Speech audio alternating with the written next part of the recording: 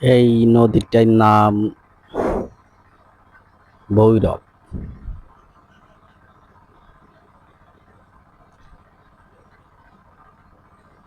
এই যে ডান পাশটা দেখতে পাচ্ছেন আপনারা, এটা হলো খুলনা ডিস্ট্রিক্টের ভিতরে। আর ওই যে পাটটা দেখতে পাচ্ছেন, এটা হলো যশোর ডিস্ট্রিক্টের ভিতরে। অতএব এপার খুলনা, ওপার যশোর। নদীতে এখন ভাটা, পানি কমতেছে। ওই যে একটা খাওয়া দিয়ে লোক পারাপার হচ্ছে,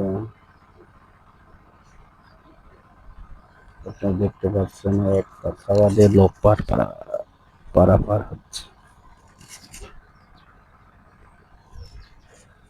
এই দিকটা হলো খুলনা শহর,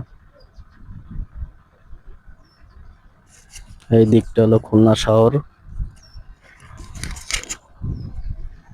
আর এই দিকটা হলো যশোর।